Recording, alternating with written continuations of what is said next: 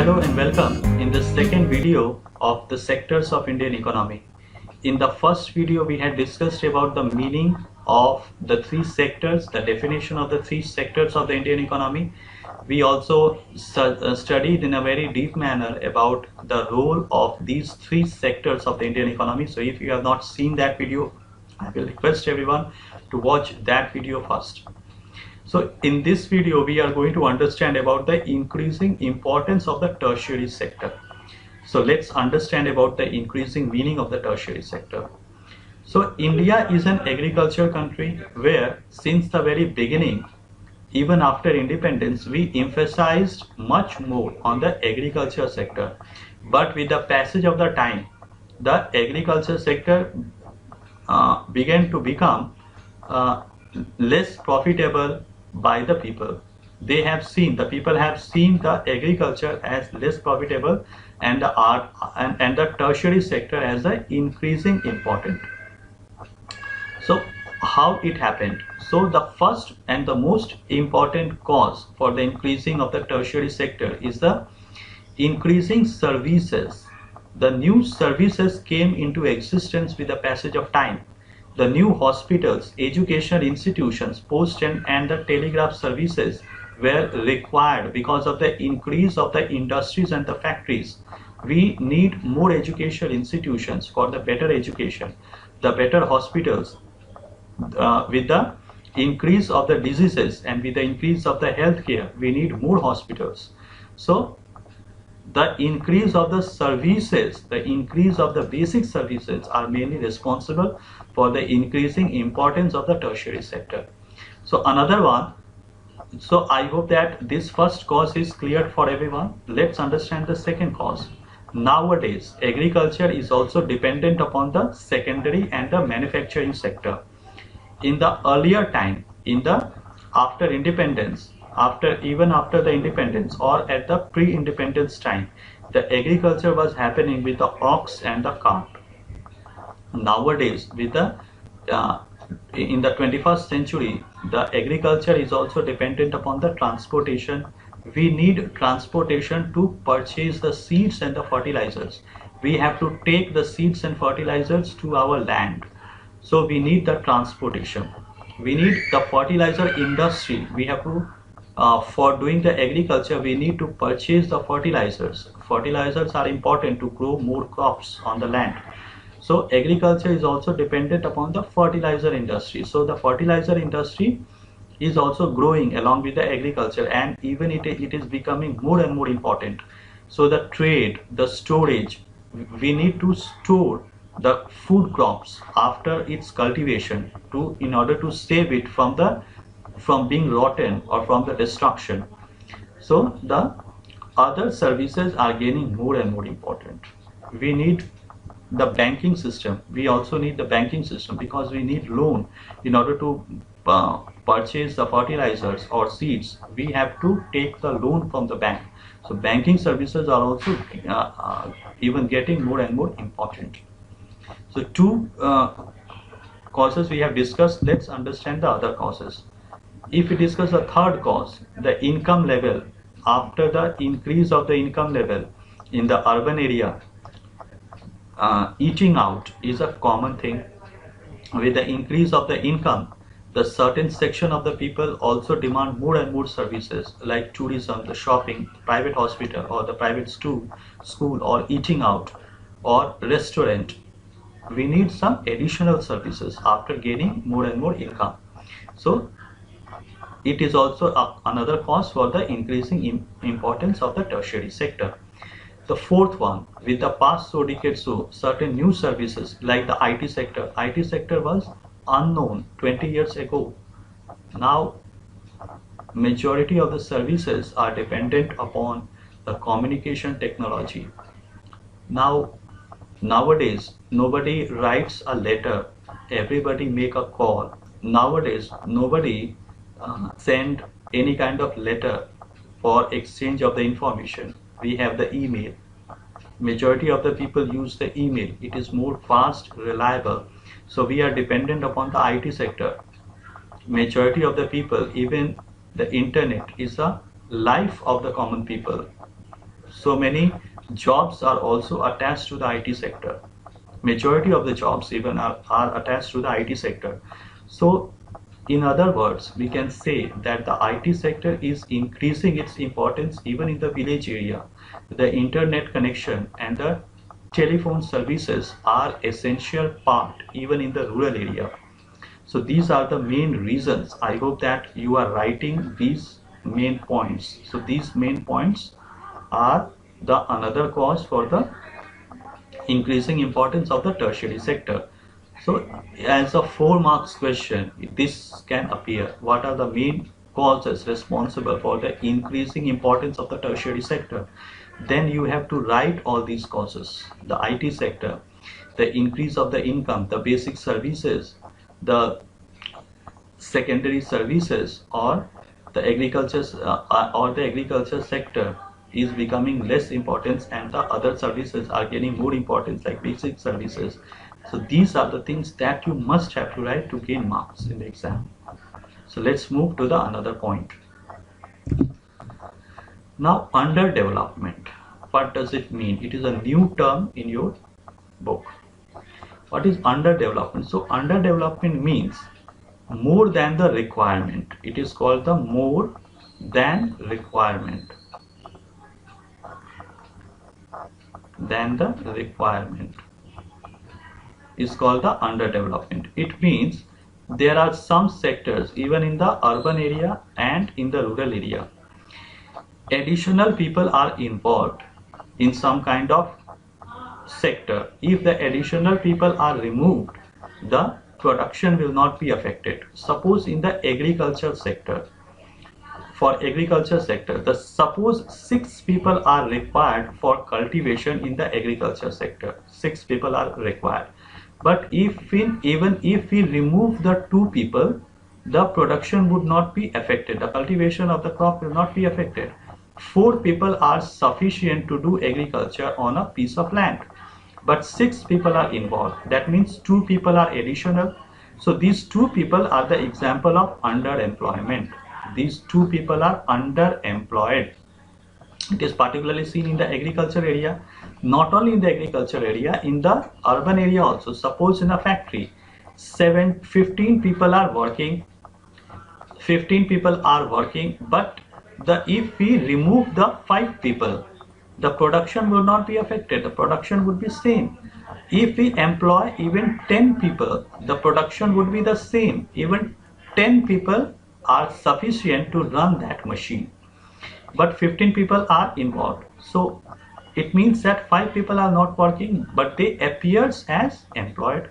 So this is also called the underemployment. Underemployment is also called the disguised employment. That means from the outside you can see that all the workers are employed, all the workers are working efficiently. But from the inside, if you try to perceive from the inside, you will get that additional workers are involved, and if we remove the additional workers, the production would not be affected. The output of the machine would be the same.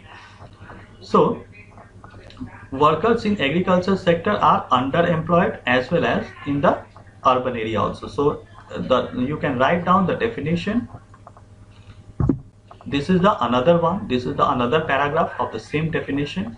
The underemployment is hidden in contrast to someone who does not have the job, is clearly visible in unemployment. Hence it is called a disguised employment. Disguised means hidden.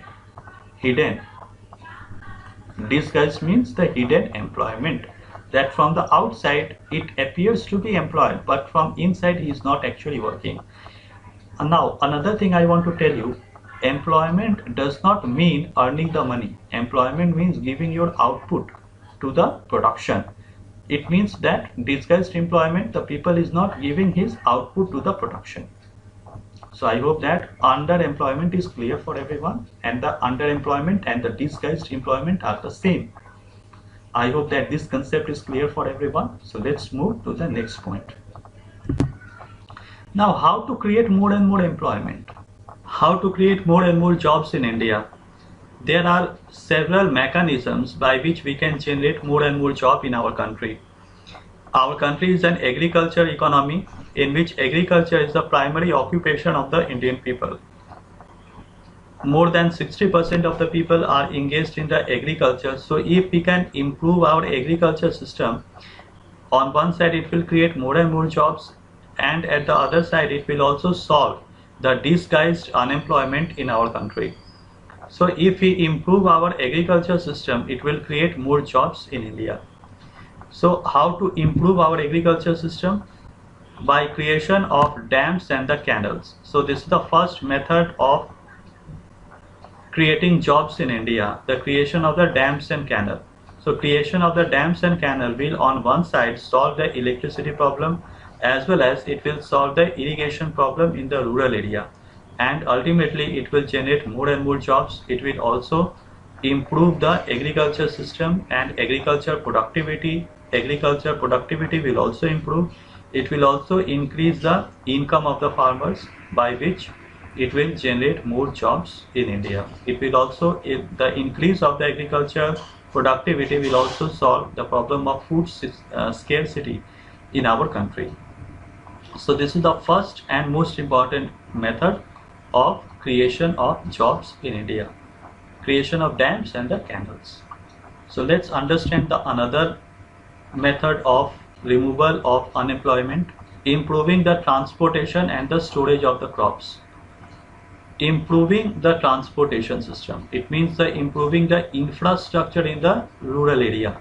Improvement of the road is the most important, by which we can improve the transportation system. If the roads are proper, then it will reduce the transportation cost. It means movement of the raw material and seeds from the shopkeeper to the land. If we improve the transportation system and the roads, it will reduce the cost of the transportation of the raw material and the crops.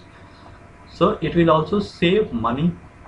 Another one is the storage of the crops. Cold storage are necessary to save the crops from being rotten.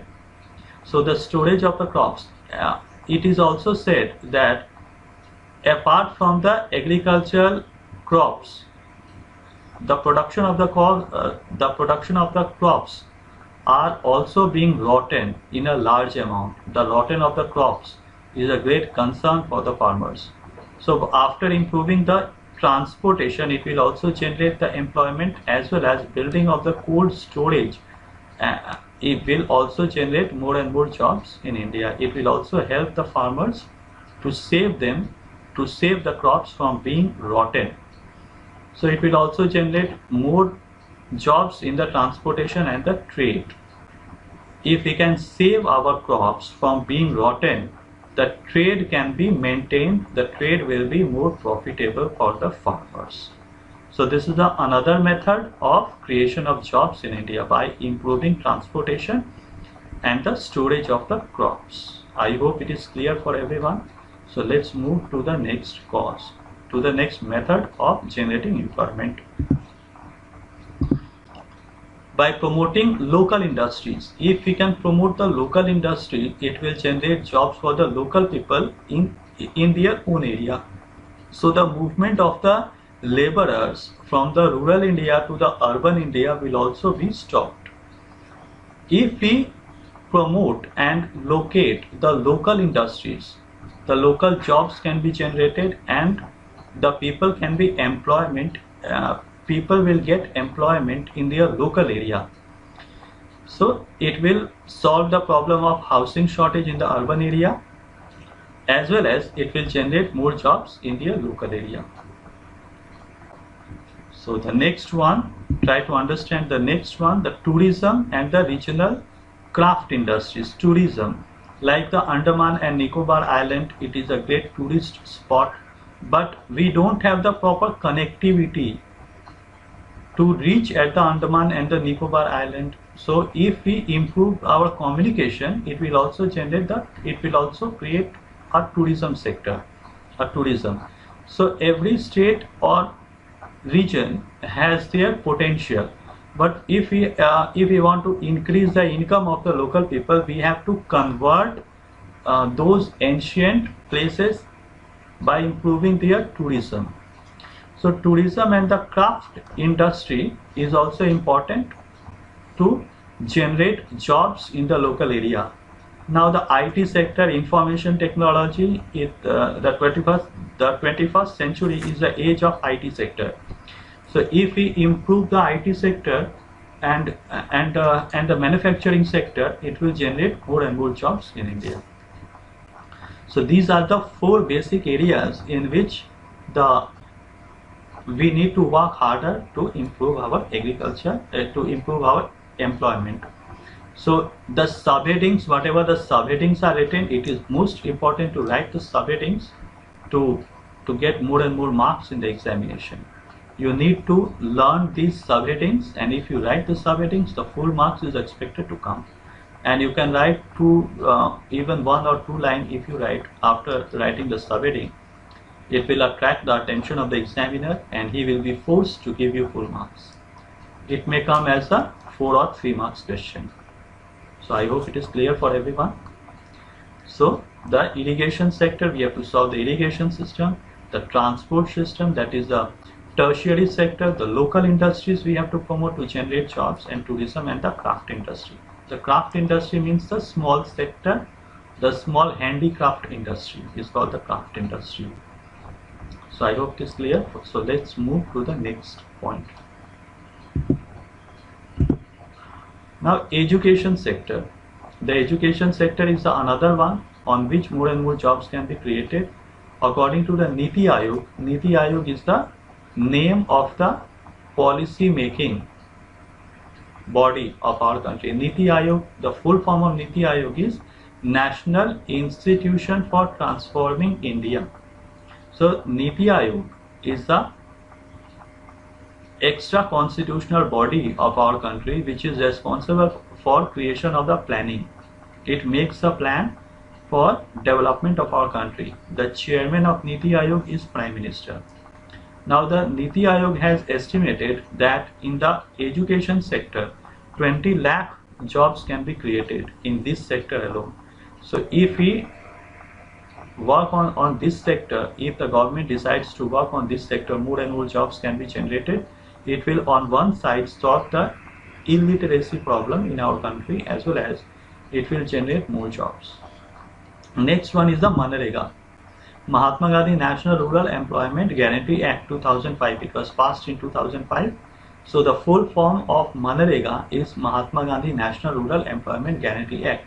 So under this act, 100 days employment in a year is ensured by the government itself. 100 days employment. Even if you don't get any kind of employment in the private sector, the government will give you 100 days employment in your own sector, in your own area.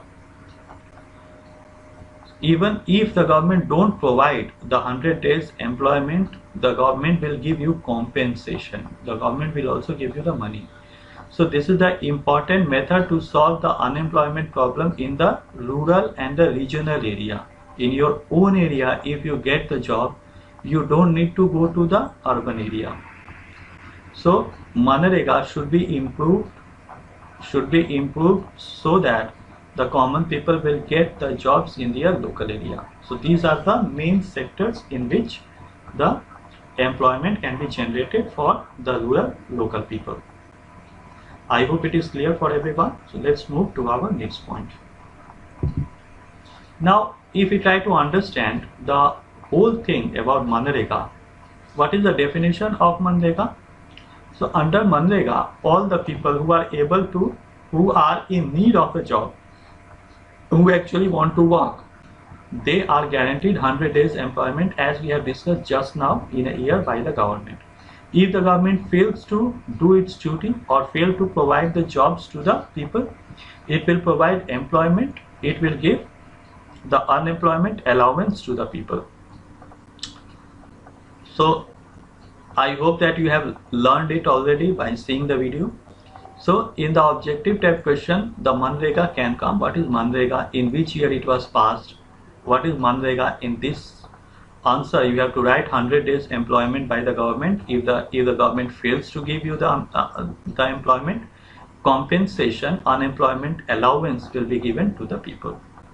So I hope you have written down this. This is the definition of Manrega. So let's move ahead. Now we will discuss about the organized sector and the unorganized sector. What is the meaning of organized and what is unorganized sector? There are two types of the private sector. There are two types of works in any country. One is the organized sector, another one is the unorganized sector. There are many differences between the two. Organized sector is more secured in job. It provides regular employment and assured work. They are registered by the government. Those who are working in the organized sector, they get higher income, leave encashment. They are more secured in their job. They follow the rules and regulations of the government. For example, organized sector means the railway, the banking system, the educational system, the teachers, the doctors. They are under the organized sector. The government employees, the Tata employees, these are under organized sector. In the organized sector, people get the regular income, they get the leave encashments, and the organized sector follow the government rules, but the unorganized sector don't follow the government rules. Like the hawker, the shopkeeper, they are under unorganized sector. They don't get regular payment. If they work, only then they will be paid.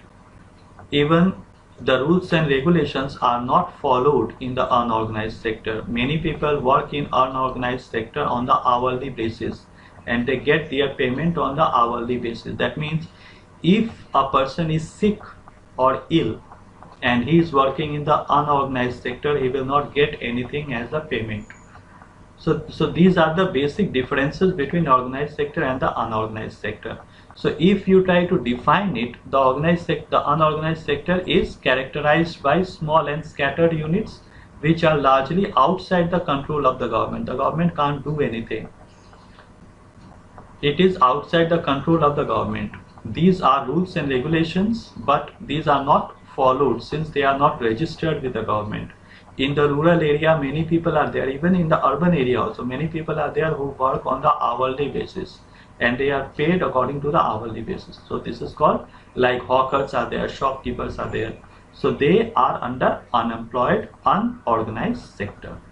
I hope that the difference between organized and the unorganized sector is clear. So now we will discuss the main differences between organized sector and the unorganized sector, because it is very important one. Many times it has appeared in the board exam. So let's discuss the main differences between the organized and the unorganized sector. So whatever I have said, it is a sector. Organized sector is a sector where employment and the terms are fixed, regular, and the employees get assured work. Your payment is fixed. Suppose your payment is 40,000 or 45,000. You are assured that you will get your regular payment and fixed salary. Apart from that, you will also receive the medical benefit, housing allowance, and all that. But in the unorganized sector, the people work in a small and scattered units which are outside the control of the government, and they suffer. The people who are working in the unorganized sector, like the rickshaw puller, the hawkers, these are under unorganized sector. So they suffer because there is no regular payment for them. I hope this difference is clear for everyone. So let's move to the another difference. They are registered by the government and follow the rules and regulations. The government rules and regulations are followed in the organized sector. The payment of the Minimum Wages Act, the payment of gratuity, the Shops and Establishment Act, etc. are also given to the people in the organized sector. And in the unorganized sector, the rules and regulations are not followed since they are not registered in the government. Example I have given, the rickshaw puller and the hawkers. They are not, their work is not assured. If they work, they will get money. If they don't work, if they fall sick, they will not receive any kind of payment or money. So this is the difference between the organized and the unorganized sector. Some more differences are there. So let's see that. Jobs are regular and has fixed working hours. Suppose your working hour is 8 hours. You have to work 8 hours only and you will be paid. Even if overtime work is given to you, you will get the overtime wages also. So that is called the procedure of the organized sector. But in the unorganized sector, no overtime work is given. Even the salary whatever you will get is very low and often not regular. If you work, only then you will get money. If you don't work, you will not get money. Now the workers enjoy the security of the payment, the security of the unemployment. Even if they fall sick, they will not be removed from the job.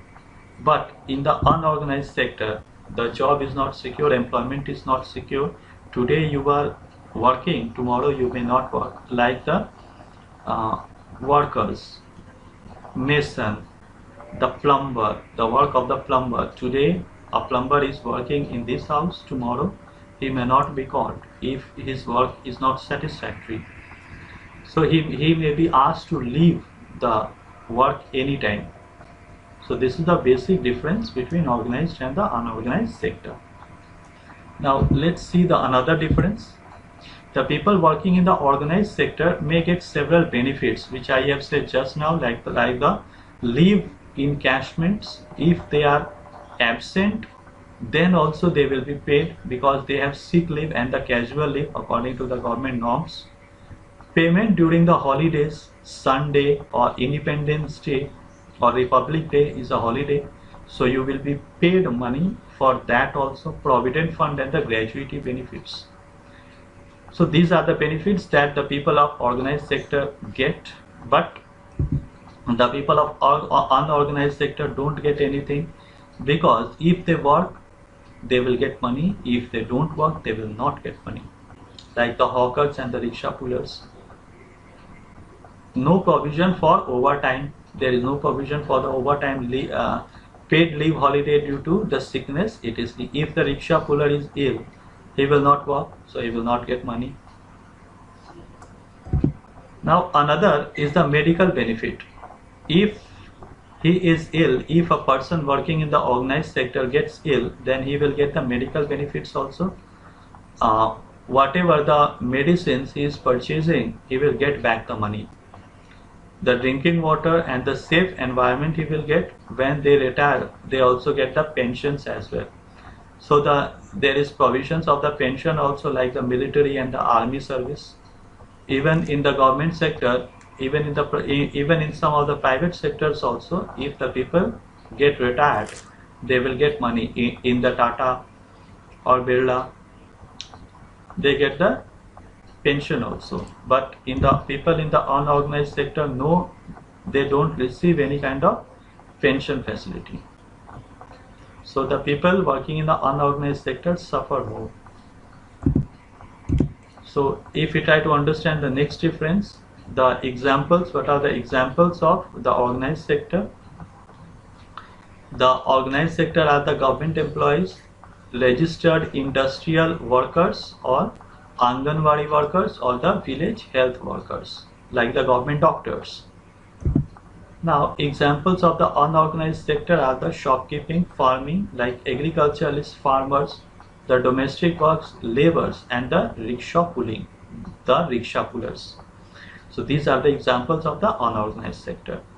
So I hope that you have written down all the points. If you have not written, you can recap the video and you can watch the differences once again.